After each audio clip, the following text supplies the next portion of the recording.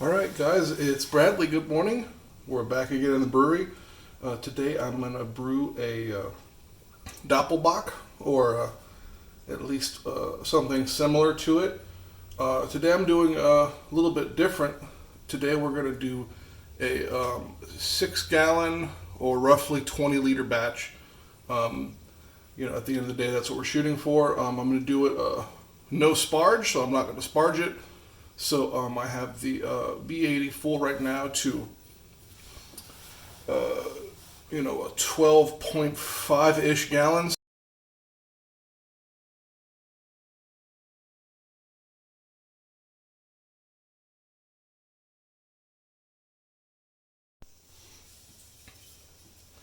Alright guys, I'm just about doughed in. I'm going to give it a gentle stir. I know some people had issues with a lot of grain in the mash. It's not a problem that I've experienced yet, but I'm nowhere near that bottom plate. I don't want to disturb it, the bottom screen, and honestly I think with the amount of volume of water in this thing, it's not like if you're using one of the smaller single vessel systems. I also know some people have had some issue with the feet on the mash tun. Having issue installing the mash tun, I guess. I've not had the issue. I don't know if you guys caught the time lapse when I install it. I hold 2 of the feet with my thumbs and then get those tight and put it down, then go straight down. And the other one, you pull it a little bit more towards yourself, and none of the feet will catch. I suppose you could take them off if you wanted. That's how I get this thing in there, and it's it's super easy. All right, guys. Well, I'm going to keep on going in. All right, guys. Here we are. We are almost done with my first step. My first step's at 135. So I just wanted to reiterate, guys. The Brewtools, at least the B80, I would assume the B40, same thing. It's not something you can just walk away from. This system does demand some attention, especially when you're mashing. The water level can drain inside of there. It gets sucked up into the malt pipe here. So it's definitely something you just got to watch it. It's not like brewing on a grainfather. In my experience, she demands a little bit more attention, but I think at the end of the day, you have a lot more options and you can make better beer, in my opinion. I know that my beer there's just something that used to be in there. Wasn't a bad flavor, but it wasn't perfect. The first several beers that I've kegged and let sit for a minute, they all taste pretty damn good. Better than before. Now, whether that's just my own skills evolving or this thing, I couldn't tell you, but that's my experience. It's done with my first step. I got about 2 minutes. So I was going to give you guys my recipe.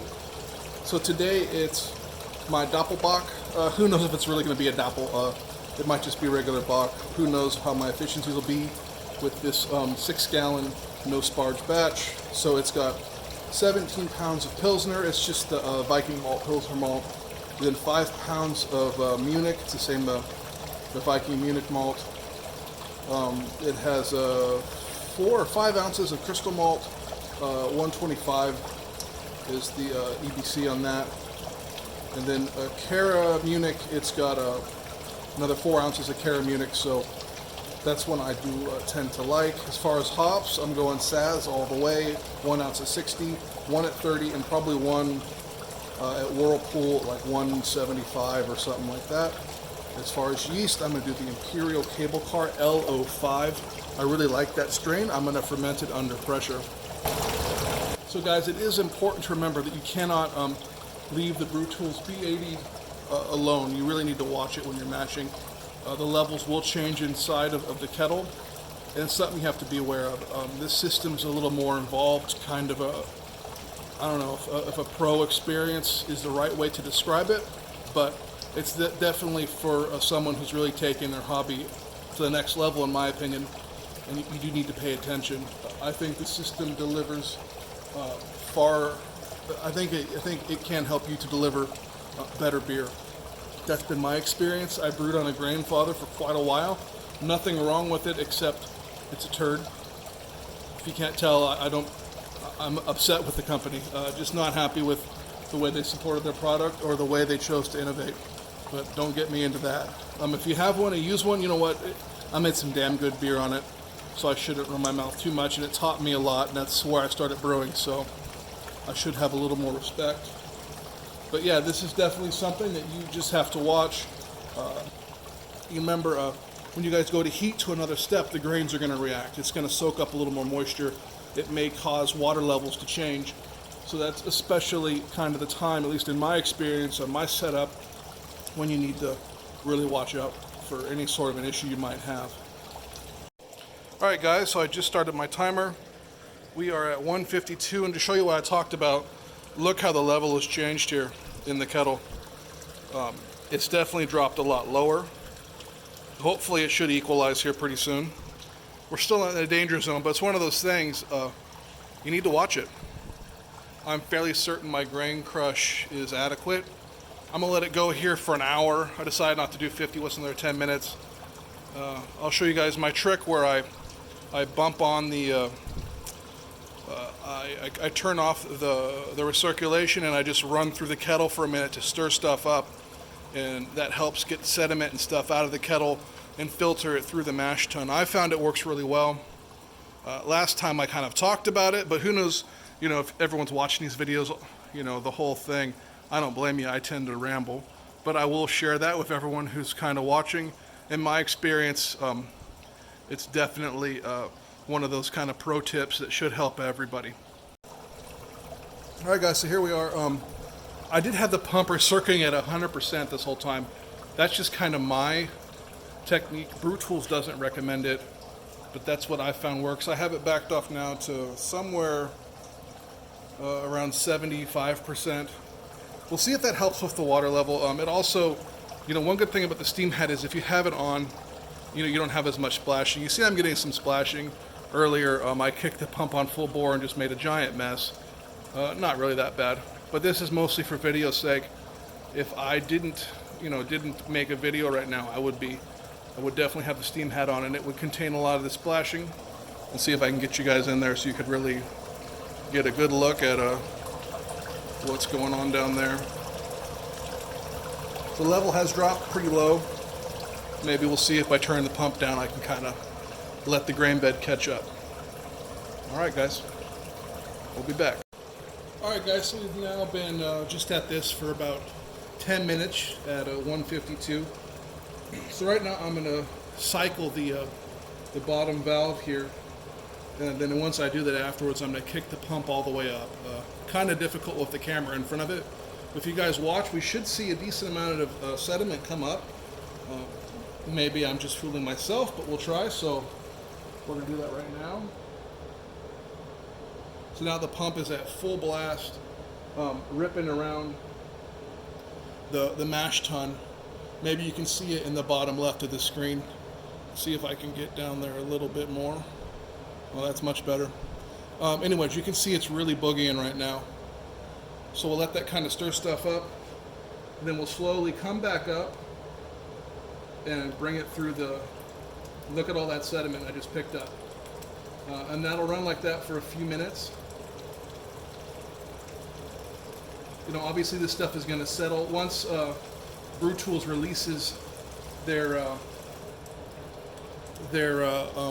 adjustable dip tubes. I think it's going to be a must-have on the intake and on the return side personally, regardless of price point. I think it'll really help everybody kind of fine-tune things and hopefully mitigate a lot of the issues people are having. But as you can see, the amount of stuff that we just stirred up and sucked through is significant. So I'll do that a few times actually, because no matter what, guys, you're going to have a little bit of grain that gets through the screen. I think that's going to be true of any system, some more than others. I don't have a big problem with it at all, but I do kind of like to get everything out. It's definitely not good to boil the grain. It can do some goofy things, so the more grain you can get out, the better. So we'll try it again, and like I said, the pump is, right now it's at full power, so it's really ripping around there. And we'll just kind of turn it off for a second, let it kind of hopefully stir some stuff up. Obviously the whirlpool's so good that definitely stuff's going to collect in the center because of the conical shape and everything. You know, that can't be avoided. Maybe once you can move that nozzle, the dip tube for the whirlpool around and kind of really stir things up inside, it should be pretty great. I'm eager to try it. I cannot wait. And we'll see how much more stuff I can get out, and a little bit more coming. It definitely depends on flow. I know. Alright guys, here we are at mash out. A couple minutes left. A little bubbly today, but I don't mind. Excuse me for the shoddy camera work, just trying to get everybody some shots of what's going on. There's the wort running through. Obviously I'm obsessed with crystal clear. So in a minute we will check back. Alright, right now we're at 55% power. I'm going to put on the steamed hat. And this guy's like the secret weapon for low power, easy cleanup, and looking cool. In my eyes, that matters. Does make it kind of hard to show you guys the boil, but it seems to do the job nicely. Kind of tilt up a little bit. I got this flange on here. I don't know if you watched my video or not, but this thing is robust. I mean, with this clamp to here and this flange, I would assume you could mount that to some serious piping, and it seems like it'd be really strong. That flange is quite beefy. Alright guys, we're boiling at 40%. I could probably go down to 35. I'm going to try and pull the plug, use a flashlight through the vent, and not get burned by that steam. It's, you know, it's steam, so it's going to be warm. So we'll go real quick. You can see it's actually staying rolling hard longer than I thought. Alright guys, so we're going to do this live. I'm going to put the oxygenation stone in. Let's hope I don't make a giant mess. The valve is off. We're going to turn the pump off just for a second to be sure. Because it would suck to get burned. So, first things first, everything's good. It's still pretty warm, so we should be, I'll still be careful, but yeah, nothing came out right there. So that was a great success. And we will go take the stone under here. You can see. And we will just set it down in there.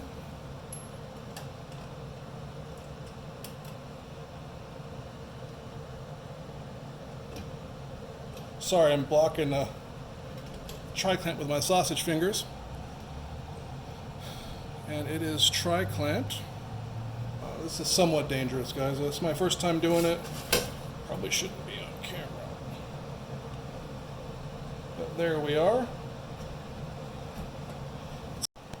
Alright guys, I'm transferring to the fermenter right now.